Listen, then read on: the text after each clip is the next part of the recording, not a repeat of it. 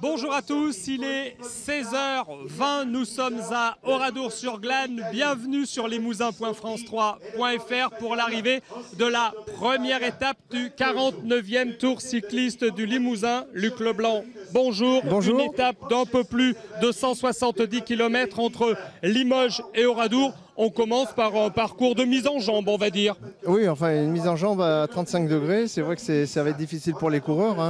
Quand il fait très très chaud comme ça, il faut savoir s'hydrater, il faut savoir boire de temps en temps, pas trop non plus pour éviter d'avoir l'estomac trop gonflé.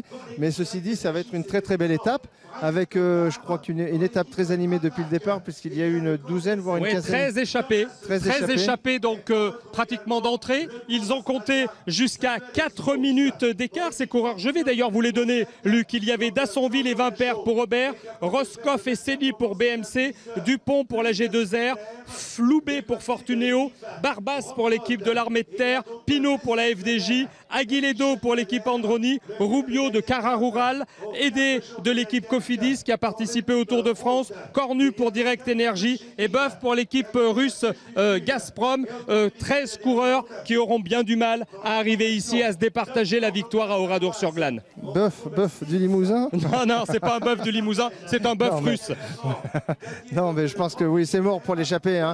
Quand on regarde, maintenant il reste environ 10 coureurs devant à 20 km de l'arrivée. Une 15 d'avance. Une 15 d'avance, il faut compter un débours de 1 minute tous les 10 km. Donc je pense que, comme je l'avais dit ce matin, certainement qu'il va y avoir une échappée avec une dizaine, voire une quinzaine de coureurs devant. Les équipes de sprinteurs vont gérer la course derrière en laissant partir 3 minutes, 4 minutes environ et vont gérer jusqu'à environ 5 km de l'arrivée. Bon, maintenant, la stratégie pour les équipes de sprinteurs, c'est de ne pas revenir trop vite sur les échappées afin d'éviter des contres. Parce que bon, s'ils reviennent trop vite à 5-10 km, à 10 km de l'arrivée par exemple, il peut y avoir des contres et après ça peut désorganiser les équipes de sprinteurs.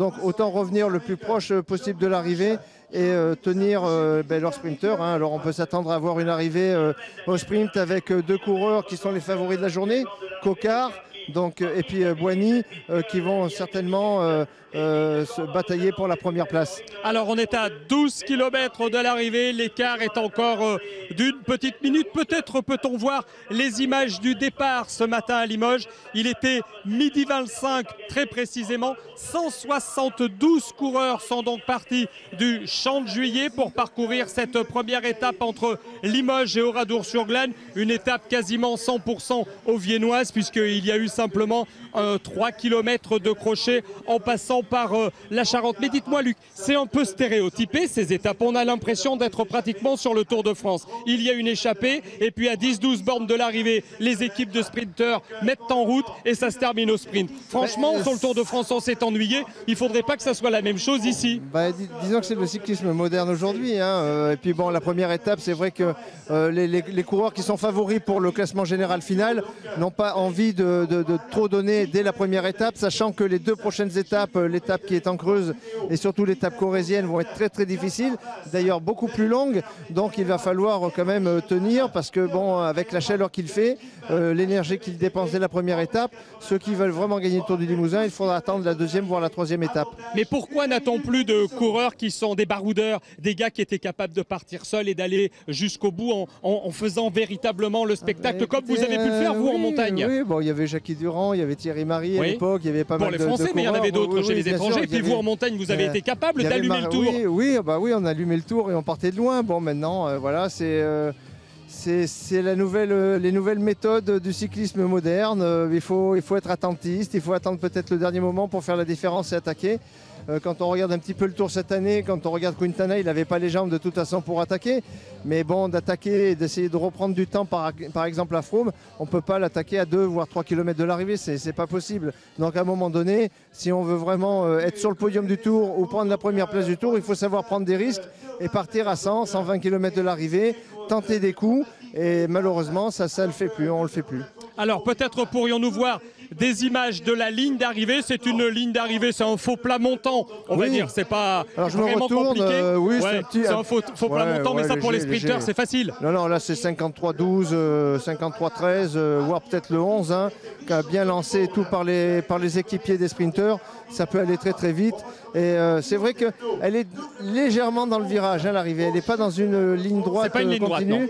C'est vraiment le virage. Les coureurs vont découvrir la ligne d'arrivée peut-être 20-25 mètres avant. Alors, ils ont fait un premier passage, hein, puisqu'il y avait, et ça c'est plutôt bien, c'est les organisateurs qui veulent ça, il y a un premier passage sur la ligne d'arrivée à chacune des étapes, donc ils sont déjà passés par là, ils ont donc pu visualiser. Est-ce que c'est important de visualiser la fin de l'étape pour dire je vais peut-être partir ici, ou au contraire je préfère ne simplement partir que là? Non, je pense que c'est bien de pouvoir voir au moins la ligne d'arrivée, comme ça les sprinteurs, Boigny, Coquard, ne seront pas surpris par l'arrivée.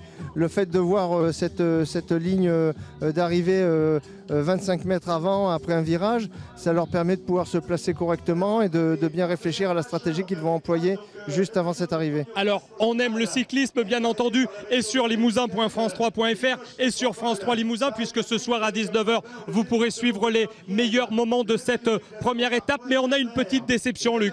Pourquoi Bardet, il n'est pas là? Pourquoi Pinot, il n'est pas là? Pourquoi Alaphilippe et Villermoz ne sont pas là? Alors, il faudra leur poser la question à leur directeur sportif. Moi, je pense que j'aurais été leur directeur sportif. Je pense que c'est une très très belle course, ce Tour du Limousin. C'est plus qu'une course de préparation. C'est une course qui est très bien placée sur le calendrier international. Et je pense que cette course-là, pour préparer la fin de saison, le championnat du monde, les grandes classiques comme le Tour de Lombardie, tout ça, je crois que c'est la meilleure préparation de venir ici. Moi, je sais qu'à l'époque, j'adorais faire le Tour du Limousin et je crois que sur mes 12 années pro, j'ai dû participer 11 fois au Tour du Limousin parce que j'estimais que c'était la meilleure préparation pour la fin de saison. Et notamment quand j'étais champion du monde, je me suis préparé ici.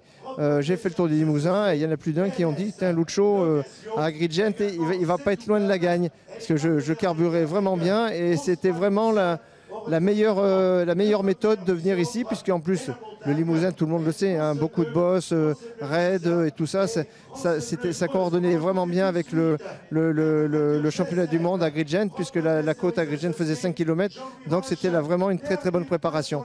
À votre avis, le Tour du Limousin, s'il ne se joue pas aujourd'hui, puisque ça va se jouer au sprint, il va se jouer quand? À l'étape de demain, 100% creusoise entre Dole, Palestel ou Ausence, ou alors plutôt jeudi sur cette étape corrézienne qui est terrible? Oui, moi je pense que ça va se jouer à Lignac, hein, sur l'étape corrézienne. Gignac donc jeudi. Voilà, tout à fait. Bon, même si l'étape creusoise sera difficile, je pense que le troisième jour, et en général le troisième jour, c'est le plus difficile sur une course à étapes.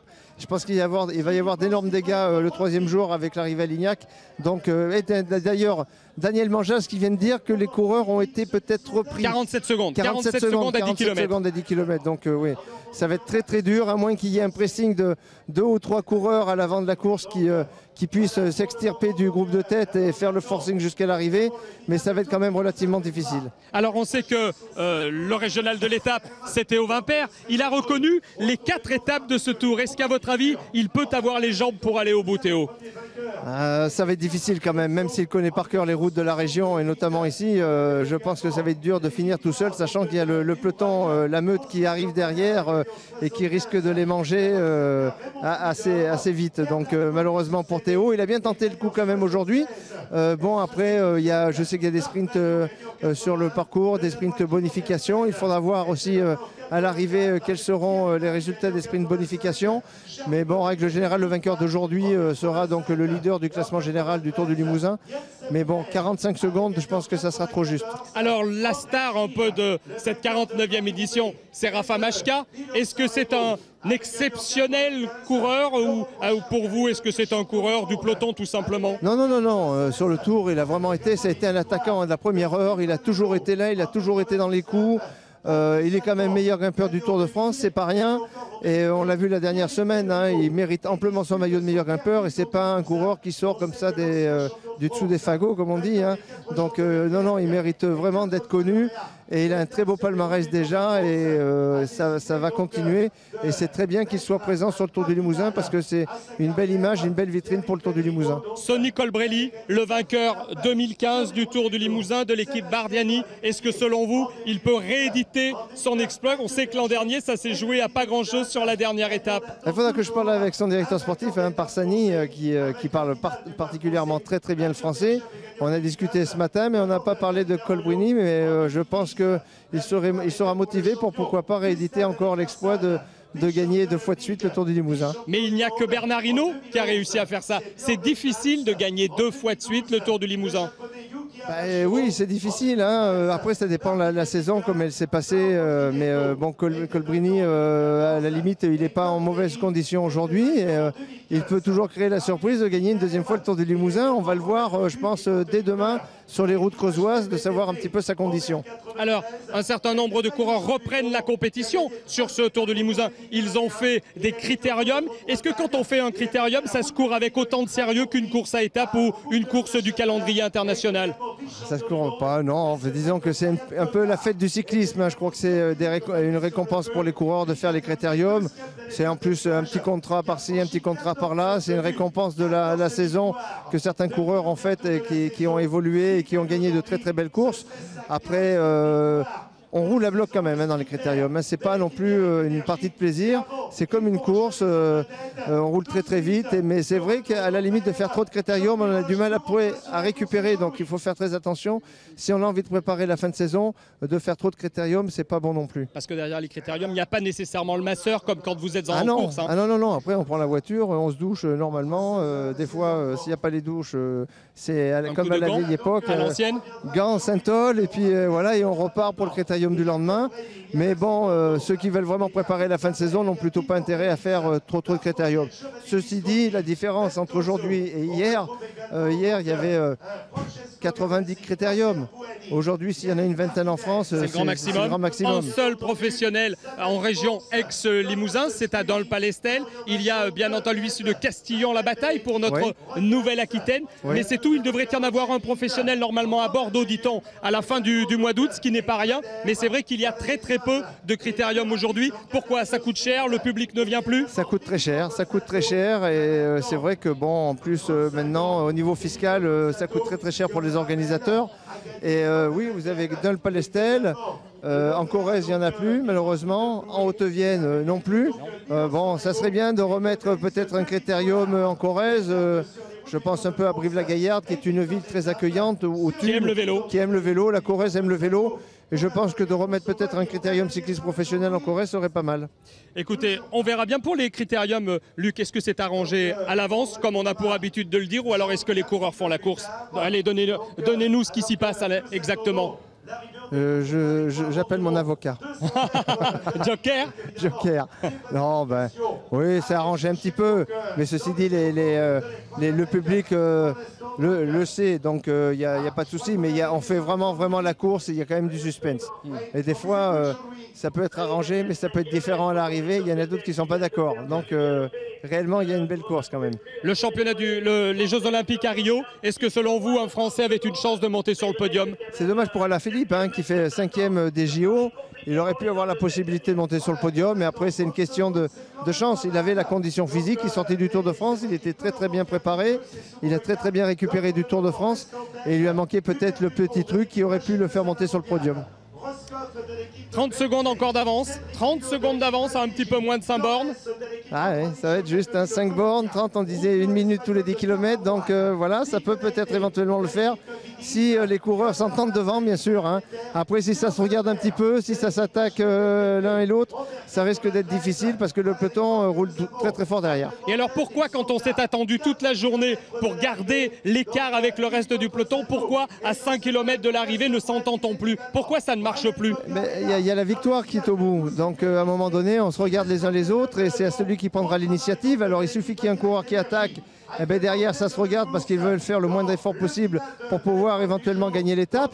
Donc parfois oui, c'est vrai que ça se regarde et ça roule bien moins vite que le peloton qui arrive très vite derrière. Après ça se joue un petit peu au bluff dans le final, donc voilà, ça va être quand même très très très très serré, très chaud. Si vraiment les coureurs qui sont devant arrivent en tête et gagnent, là c'est vraiment un beau coup qu'ils ont fait aujourd'hui. Et est-ce qu'avoir un résultat aujourd'hui, ça peut aider pour les contrats à venir de l'année prochaine, ou alors est-ce que les équipes sont déjà faites? Oh, les équipes c'est pratiquement fait, mais il y a encore des places à prendre. Et c'est vrai que de gagner une étape sur le Tour du Limousin, c'est toujours une bonne chose. Et ça peut sauver certains coureurs qui n'ont peut-être pas fait grand-chose depuis le début de saison. Et de pouvoir se retrouver sur le Tour du Limousin et sauver sa saison, c'est pas mal aussi. 27 secondes, il reste 3 km. 27 secondes. Ah, c'est possible. Ah oui, c'est possible. Alors derrière, les équipes, je pense que la côte à 8 km de l'arrivée a dû faire son effet. Ouais. Et les équipiers des sprinteurs n'ont peut-être pas dû bien récupérer au sommet de cette bosse. Et ça a permis aux échappés de pouvoir garder, je dirais, un matelas de 30 secondes et éventuellement de pouvoir arriver pour la gagne. Ouais, grosse chaleur. Est-ce qu'à 3 km de l'arrivée, on peut coincer? Est-ce qu'on peut avoir un petit coup de moins bien? Non, parce qu'il n'y a plus de difficulté. Donc là, il faut vraiment qu'ils s'entendent bien. Parce que là, 30 secondes, c'est possible que le peloton revienne, mais c'est la réalité du moment, c'est que les échappés peuvent arriver pour la gagne. Oui, c'est possible. Alors le vainqueur peut gagner avec 30 secondes sur le peloton et il prendra une bonification. Est-ce que ça c'est bien cette idée de la bonif? Oui, c'est toujours bien, c'est toujours bien. Donc je crois que c'est 10 secondes de bonification pour le vainqueur. Donc il arrive avec 30 secondes, ça fait 40 secondes. Sur le peloton derrière, sur les favoris, ça peut être dangereux pour la suite du Tour du Limousin. Écoutez, 2 km 700, hein, ils résistent ces hommes de tête. Oui. Mais ils vont payer les efforts demain, non? Ils vont peut-être payer, mais à la limite, quand on porte le maillot le ça premier transcende. jour, ça transcende un petit peu. Donc là, ça va être très très dangereux pour les favoris qui veulent gagner le Tour du Limousin. 2 km 500 et 27 secondes. Donc c'est bon. Je pense que c'est bon pour les échappés. Ça va être chaud. Maintenant, le peloton derrière, Boigny, Coquard n'auront pas la possibilité de gagner cette première étape. Peut-être qu'ils n'ont pas l'équipe qui va bien, Boigny et Coquard. Si, je pense qu'ils ont l'équipe qui va bien, mais le problème c'est qu'ils ont fait tellement d'efforts avant l'ultime ascension à 8 km de l'arrivée qu'il y a eu une désorganisation et les coureurs qui ont vraiment roulé ont certainement dû sauter. Et les deux sprinteurs n'ont plus leurs équipiers pour pouvoir éventuellement revenir sur les échappés. De toute façon, à 2 bornes de l'arrivée, à 2000 mètres de l'arrivée, il n'y a plus de questions à se poser. Il faut y aller. Oui, là, oui. Alors après, ceux qui ne sont pas sprinteurs, parce qu'il doit y avoir un ou deux sprinteurs dans le lot, ceux qui ne sont pas sprinteurs, ils ont plutôt intérêt au kilomètre, à attaquer au kilomètre pour pouvoir essayer de surprendre leurs adversaires. Vous, c'est ce que vous feriez? Ah ben oui. J'étais pas sprinter, donc automatiquement, il fallait tenter quelque chose à 1 km de l'arrivée, voire à 500 mètres. Ouais. Là, on ne sent plus ses jambes, on a mal partout, mais ça ne fait rien. Il n'y a plus de questions à se poser, il faut y aller. Ah bah oui. Et puis bon, quand on sent qu'il y a la gagne au bout, on attaque, on ne se retourne pas. Tant qu'on ne voit pas la roue avant du coureur qui arrive derrière, c'est tout bon. Il ne faut pas se retourner. Voilà, ça c'est simple. Tant qu'on ne voit personne arriver au pédalier, ça veut dire que c'est bon. On approche. Et puis voilà, c'est la gagne. Ouais, 15 secondes, 2 km. Ça baisse, hein? 15 secondes, aïe. Ouais, 15 secondes à 2 km, on va bien voir qui peut gagner. Nous, bien entendu, on est chauvin, on souhaiterait que ce soit un Français qui gagne cette première étape du 49e Tour du Limousin cycliste entre Limoges et Oradour-sur-Glane. Maintenant, si c'est un étranger, eh bien on saura l'accueillir comme il se doit, c'est normal. Bah oui, mais on est très accueillant en Limousin, il n'y a pas de problème, hein. Une bonne côte de bœuf à l'arrivée, voilà, avec des pommes de terre et des cèpes. Ceci dit, 2 km, enfin il y a moins de 2 km, 15 secondes, un peu de moins de 15 secondes, le peloton qui revient très vite. Je pense que ça se regarde devant. Se regarde devant et vous avez les équipiers de Coquard qui sont en train de revenir sur les échappés, c'est ce que l'on avait dit. Ça se regarde à l'avant et malheureusement ils sont en train de s'enterrer les uns les autres et se priver d'une réelle victoire. Sur ce que vous avez vu sur le papier, quelle est l'équipe la plus forte pour le sprinter? Celle de Coquard ou celle de Boigny? Moi je pense que celle de Coquard est pas mal quand même. Celle de Coquard est pas mal. Coquard il a l'expérience du Tour de France, il a failli gagner à Limoges. Deuxième de très peu. D'un pneu? Ouais, même pas. D'un boyau? Même pas. À peine. À peine.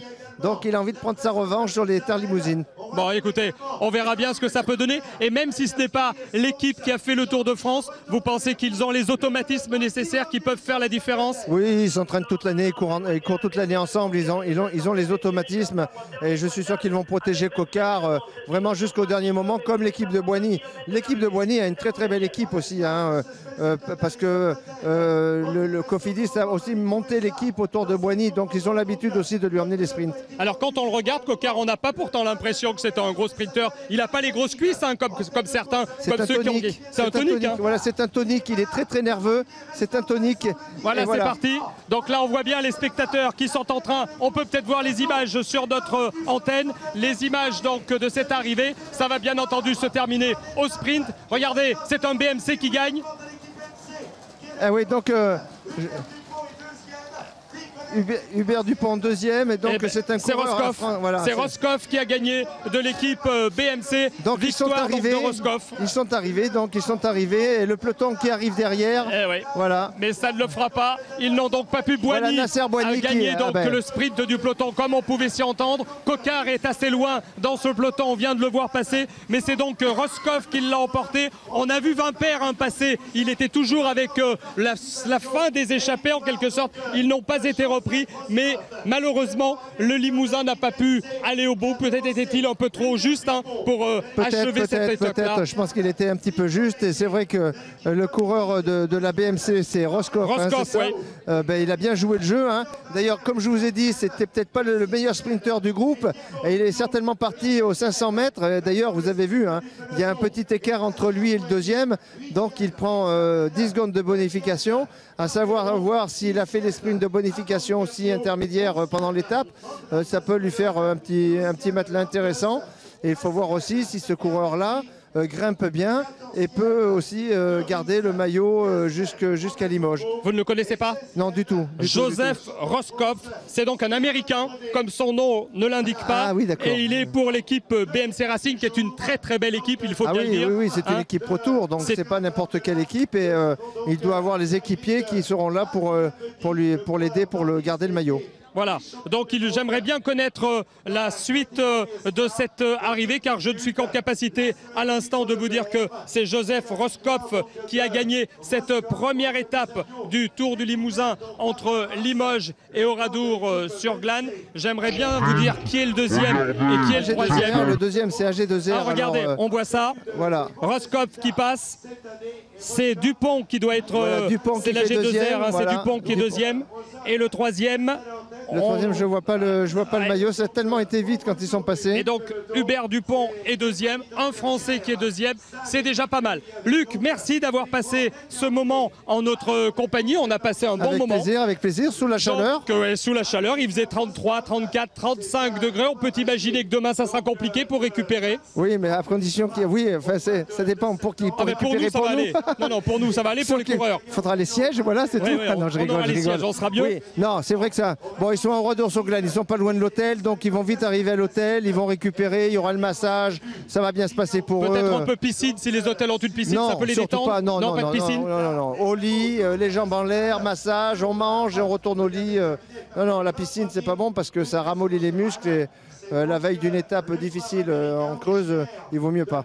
Alors demain, c'est une étape excessivement compliquée, bien entendu. Une étape qui est 100% creusoise entre Dun-le-Palestel et Ausence. Il y a quand même... Le final va pas être facile. 175 km à parcourir, 3227 mètres de dénivelé positif, ce qui est pas mal non plus. Ça va monter, ça va descendre toute la journée. Avec la chaleur, je peux vous garantir que ceux qui connaissent pas les routes creusoises, ils vont être surpris. Alors il vaudrait mieux que Roscoff soit bon grimpeur, parce que demain, il sera seul contre tous pour essayer de préserver le maillot de leader du 49e Tour cycliste du Limousin. Merci Lucho d'avoir pensé ce moment en notre compagnie sur limousin.france3.fr. Ce soir, 19h, ne manquez pas Fabrice Bidot pour une page complète sur cette première étape. Nous reviendrons bien entendu sur l'étape d'aujourd'hui, mais nous verrons aussi qu'avec cette grosse chaleur, eh bien, les coureurs sont obligés, et vous le disiez, de se désaltérer. Et puis demain midi, nous vous redonnons rendez-vous pour le départ en direct de Dol-Palestel. Nous nous retrouverons, nous, sur la page Facebook de France 3 pour vivre le départ de ces coureurs, alors que nous le voyons passer, la Roscoff. C'est le vainqueur de cette étape, une belle étape pour lui. Le Roscoff, première victoire pour lui, et c'est la victoire d'un Américain ici à Oradour. D'une équipe Pro Tour, c'est ce qui est très bien pour l'organisation du Tour du Limousin. Exact, équipe Pro Tour, et c'est une bonne chose pour le Tour du Limousin cycliste. Merci à tous, merci Lucho. Merci. Et à demain. Bonne fin d'après-midi. Au revoir.